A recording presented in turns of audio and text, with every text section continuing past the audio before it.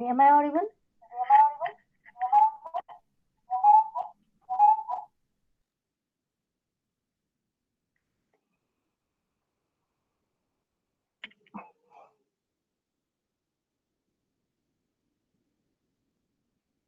Okay, is it visible?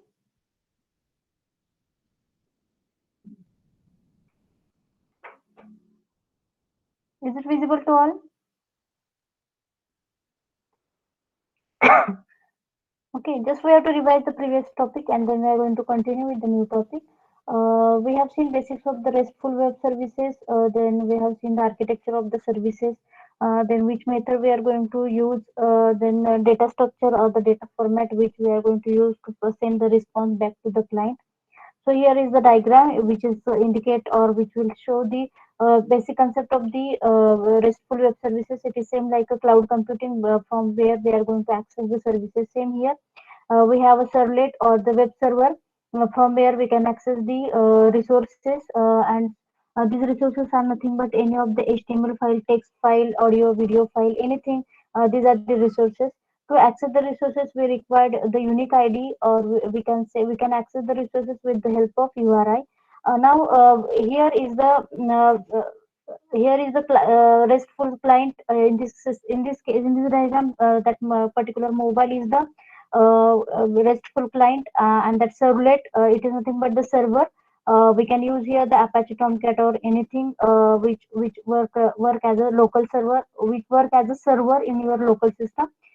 So we have to send the request to the servlet, and servlet has to decrypt or decrypt the request and generate the response and send back a response to the RESTful client. So that a response, it is in the form of XML or it is in the form of JSON. So nowadays JSON is the most preferable format. By using that we can send back the response to the client. Here we have seen the introduction, same things we have discussed above. Here is the architecture. Basically, to transfer or to send the request to the RESTful server, we are going to use the HTTP protocol and some HTTP methods. By using that, we can access the resources or we can modify the resources. So we have to focus on HTTP methods and protocol. By using that, we can modify or we can access the resources. Then here we have a list of HTTP methods. By using that, we can perform the operation on the resources. First, we have a get method. By using that, we can access the resources, but we can read only, or we cannot modify the resource. Then second method is the post method. It is used to create the new resource. Delete method, it is used to remove the resource. Then put method, it is used to update the existing resource and create the new resource. Okay, by using that four method, we can perform some or we can access the resources from the web server. Then after that, we have seen the environment setup. Environment setup, that means how many softwares we require to develop the RESTful web services. So we require three four softwares. By using that, we can develop the RESTful server and RESTful client. So first we are going to install the Java JDK from the official website. We have to download the JDK and we have to install the JDK. Then we have to install the Eclipse IDE to execute the Java program. Then we have install the Jelseri framework libraries. So it is a framework. By using that, we can perform the operation or we can access the resources. Then we have installed Apache Tomcat. Now Apache Tomcat, it is work like a server in your system. By using localhost, we can, or your system, it is work like a client as well as work like a server. So to execute the server, we have to install the Apache Tomcat. Then what is the resources? I think everybody knows the resources are the text file, HTML pages, images, videos, or the dynamic business data. All these are the resources. To access that resources, every resource is having the URI or the global ID. By using that, we can access the resources. Now, up till now, we have finished all these about topics.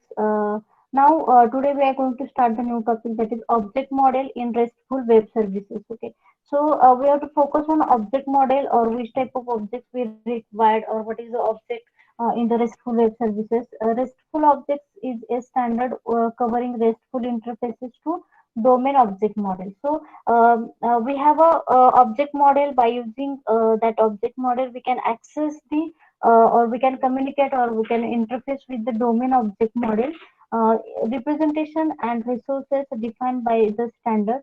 So there are some standards. By using that, we can define the various objects, or which objects we have to communicate, or which objects we require to interface to the domain. So we have to see here, the standard defines a small set of JSON representations covering the generic constructs in a domain object model, including the following: the list of links to the domain object. Okay, so the whatever list links we have a list of that all these links. These are nothing but, it is nothing but the domain object. A single domain object, then property collection belonging to the domain object. As everybody know the concept of object, it is the same concept. Object is nothing but the entity. Every here we have a list of links. It is the object, then single domain object, then property collection belonging to a domain object, an action that may be invoked on a domain object. What actions we can perform on the domain object? Again, it is depend upon the which HTTP method we are going to use. And then an action result, which will typically include a domain object or list. A domain service is essentially a stateless domain object. A small number of very specific representations such as home, user, version, all these are the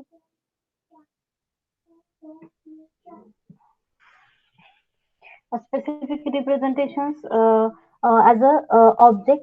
RESTful objects also define a standard set of resources for accessing or manipulating these representations. The specifications define which HTTP method may be used with each resource and their meaning. The table below shown the partial summary. So here, a RESTful object, we can say which operation or what actions we can perform on that particular domain object. Again, it is depend upon the HTTP method. So we have a table where we have to specify all these terms. Here we have a table. In that, first we have a HTTP method. Then which object we can use for that respective method. Then which properties we have for that respective object. Then collections are nothing but the methods.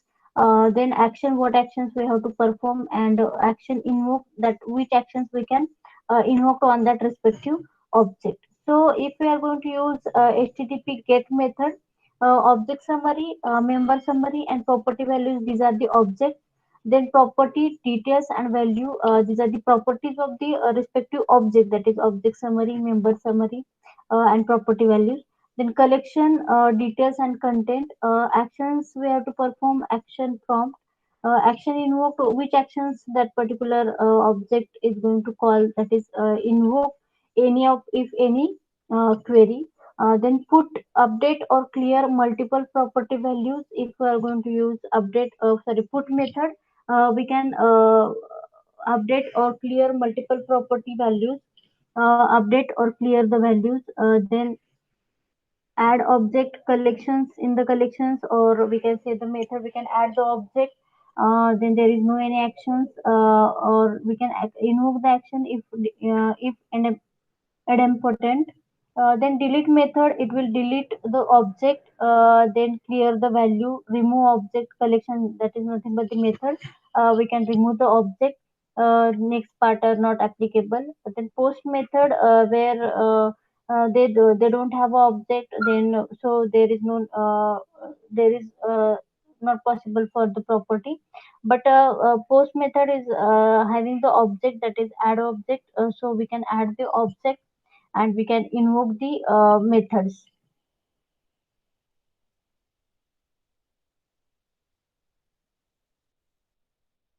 Then they can together, the resources and representations allow the complete functionality of a domain object model.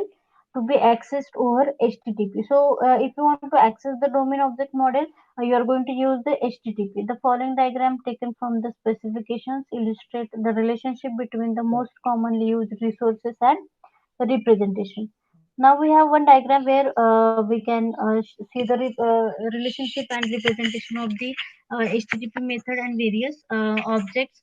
Home page, as I have told you, some objects, domain based object, that is home page, version, users. Here we have a object, that is home page, user, version, then domain services. Now here we have a methods, it is nothing but the resource where we can apply the methods, that is get, post, put, and delete. Then we have various object properties, object collections, action taken, action results, which we have to perform on the various domain based objects. Now the next part is model the URIs in the RESTful web services. As everybody knows, what do you mean by URI? As we have seen, every resource is having the global ID or the URI. By using that, we can identify that particular resource.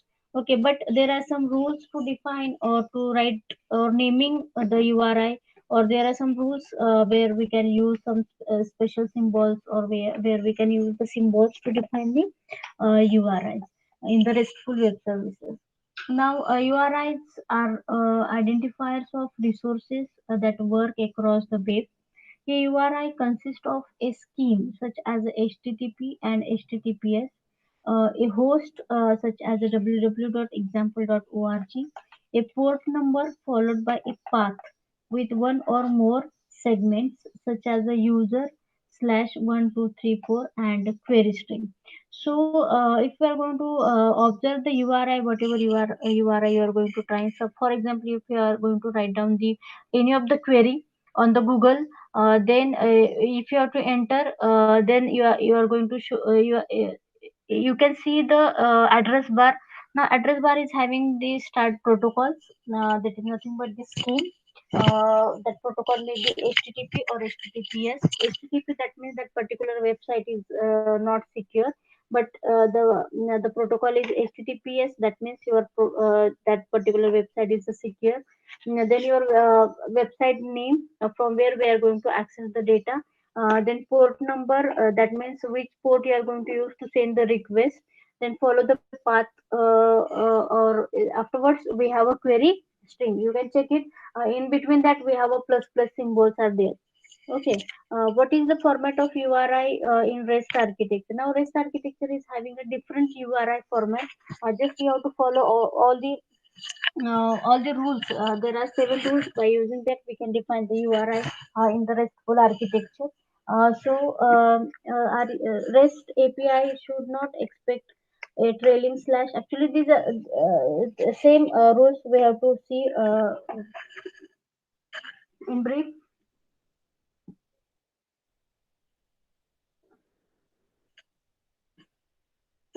REST API should not expect a trailing slash and should not include them in the link that they provide to the client.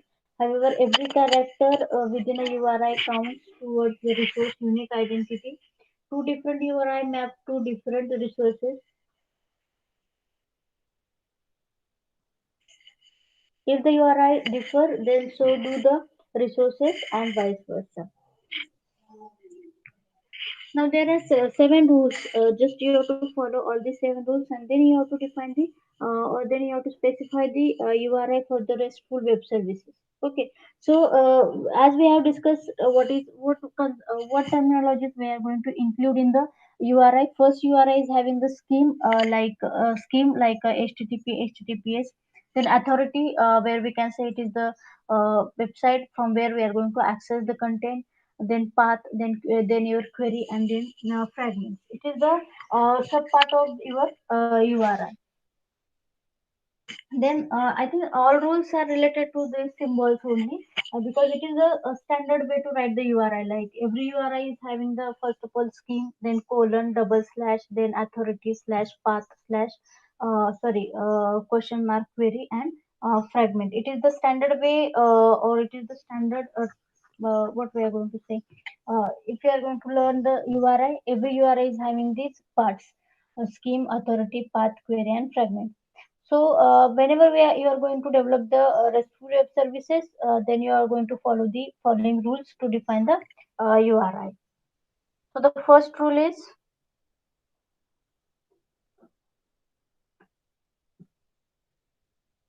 a trailing forward slash not should not be included in URI. So at the end of your URI, there should not be a forwarded slash. This is the one of the most important rule to follow, as the last character within URI path.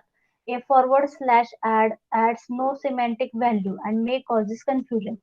REST API should not expect a trailing slash and should not include them in the link as that they provide to the client. So whatever URI they have to provide it to the client, no any trailing slashes included in the URI.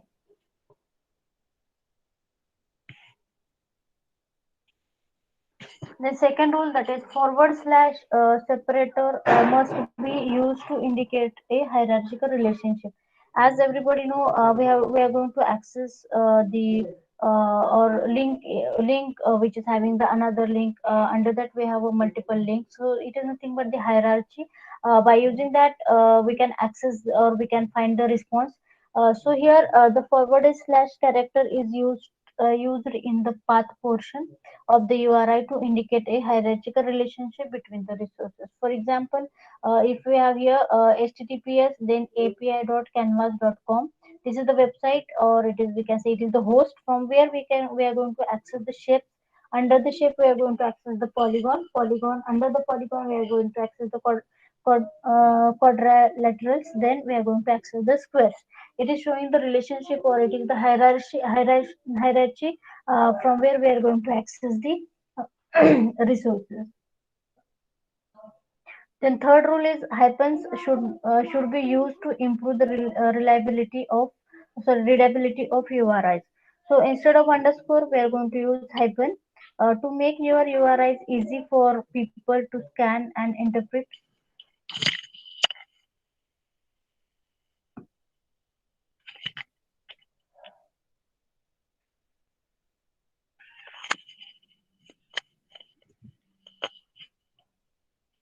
To make your URI easy for people to scan and interpret, use hyphen character to improve the readability of name in long path segments. Anywhere you would use a space or hyphen in English, you should use a hyphen in URI. Okay, so yeah, we are going to use here the hyphen. So here they have given here the example http colon slash api dot example dot com blogs, guidelines, post. This is my first post. So this is my first post. It is separated by the hyphen, or you can use a space also. Then fourth rule, underscore should not be used in URI. Okay, normally whenever we are going to use any of the URI, every URI is having the underline.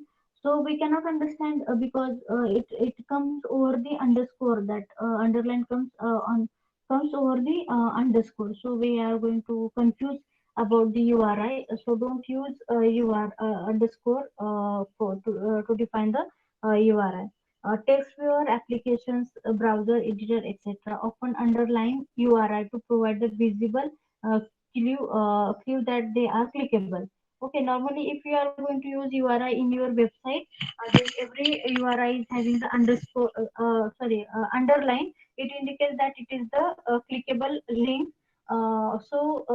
Depending on the application's font, the underscore character can either get partially obscured or completely hidden by these underlines. Okay, so we are not going to use the underscore to define at the time of defining the URI. To avoid this confusion, use hyphens instead of underscore. Then a lowercase letter should be preferred in the URI path. I think everybody knows whatever what URI we are going to type. All URIs are in the small case letter. Okay. So when convenient lowercase letters are preferred in URI path, since capital letters can sometimes cause problems, RFC 3986 defines URI as a case sensitive except the scheme and host component. Okay.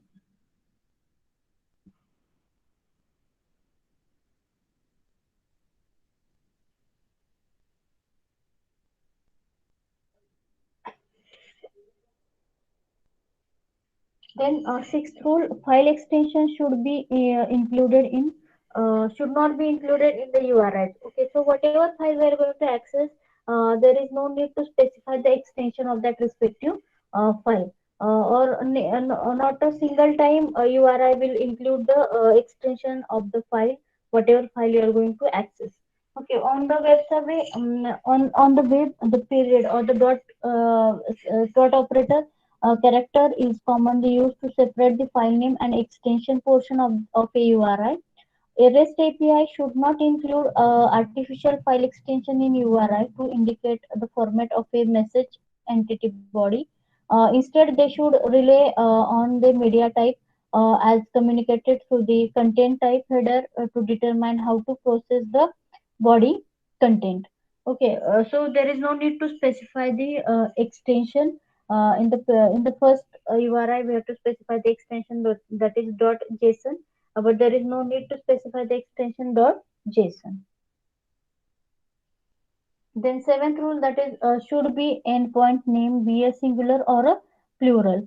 Okay, whatever the endpoint is there, it is in the plural.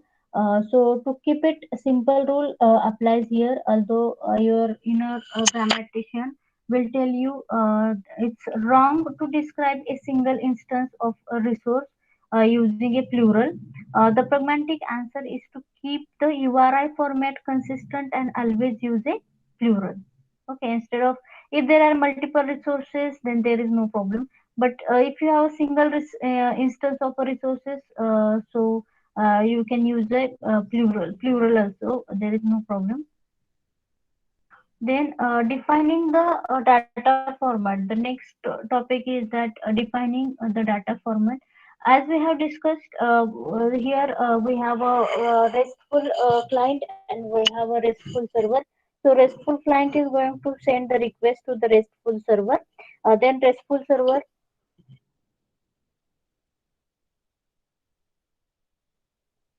convert or encrypt that request and generate the response, and that response sent back to the RESTful client. So that response, it is in the form of XML or it is in the form of JSON. These two formats we are going to use to send the response back to the client. So here XML and JSON are two common data formats used with REST web services. JSON is also getting more popular as it can be easily parsed using JavaScript at the client browser side.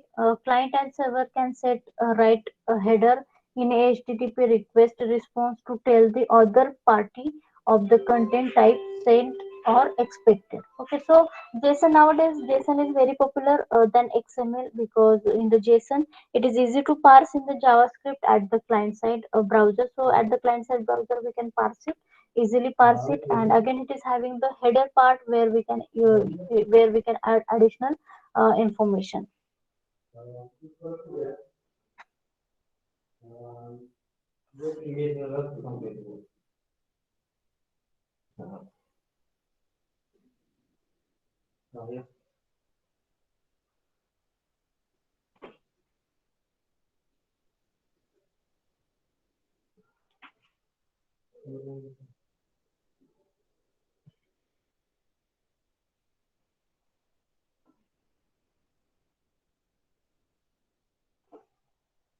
Concepts of JSON web services.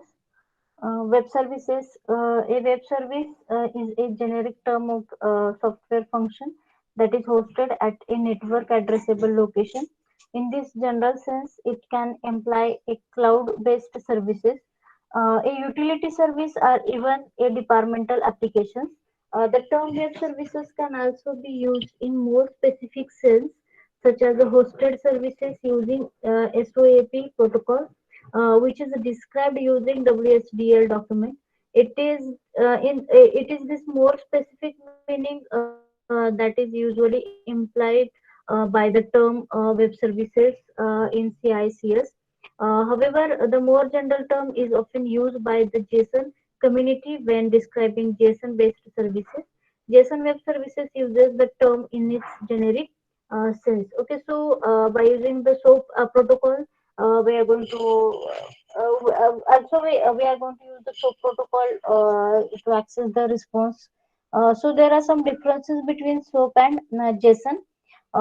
So first difference is that the content of a SOAP message is XML data, whereas JSON messages containing JSON data.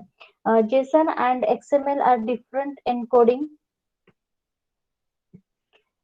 mechanism for describing structured data.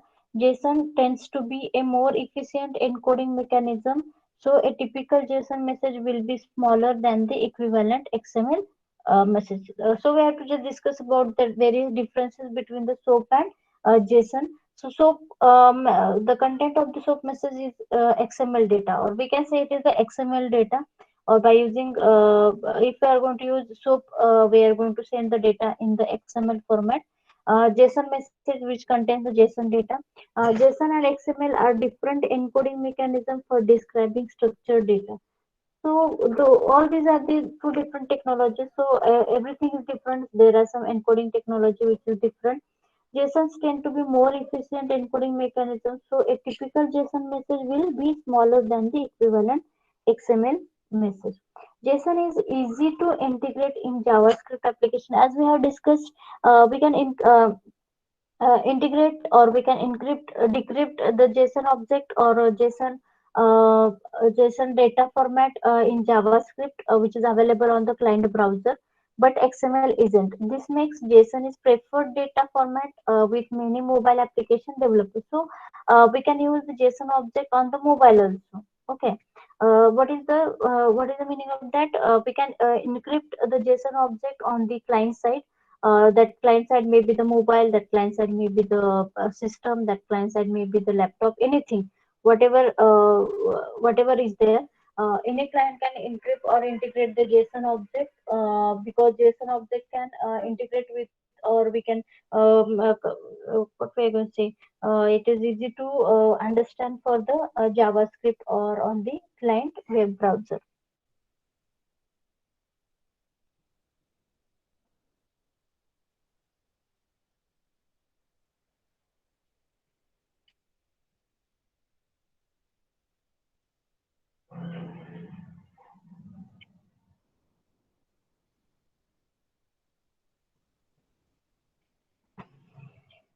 The next one is assigning HTTP methods.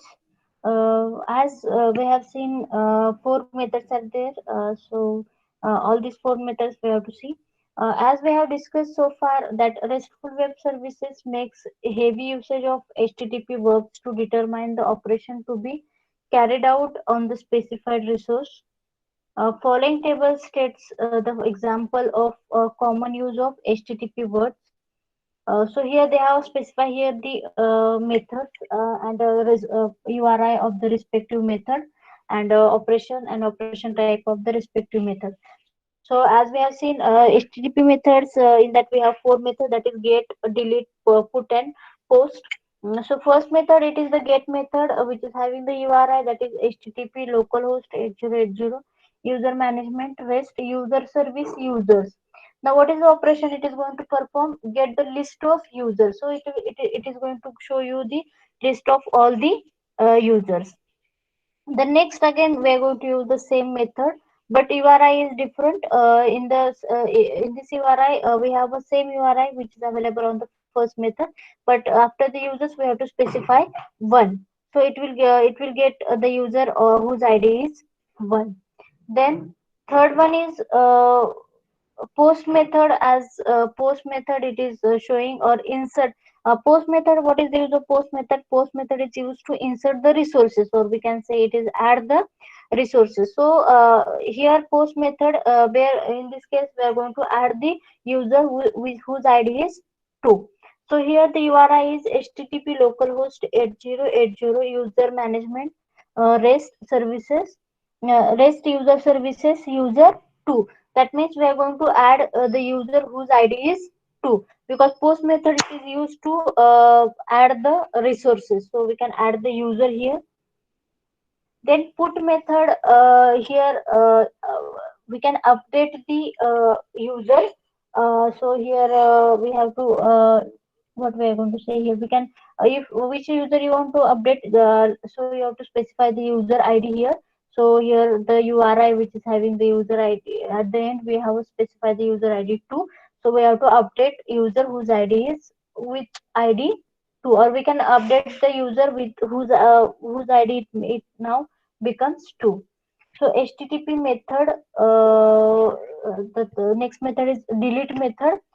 So delete method, as everybody know, we can delete the resource or we can delete the user. In this case, we have to focus on user management. So we have to delete the user whose ID is 1. Operation time is idempotent. Then next method is HTTP options. So it is used to list the supported operation in web services. Okay, option method, by using that we can list out the all supporting operations in the web services.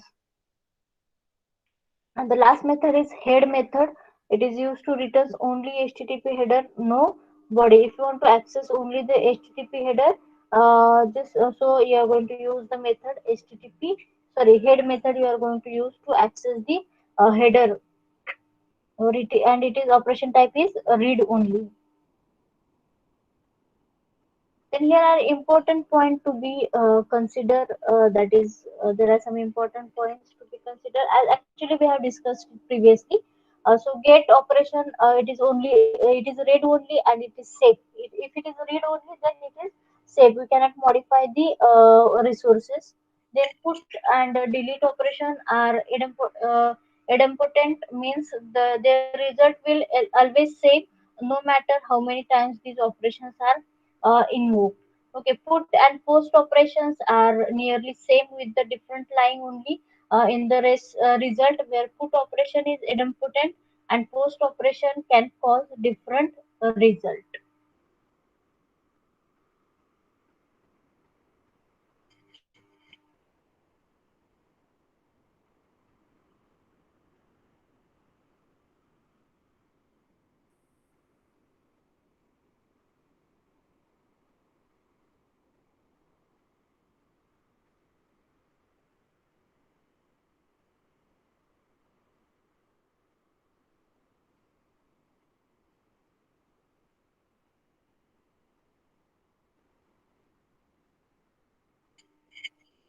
Now it is the last point, JAXRS.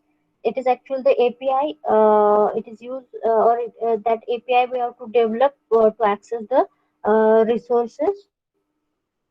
So JAXRS stands for Java API.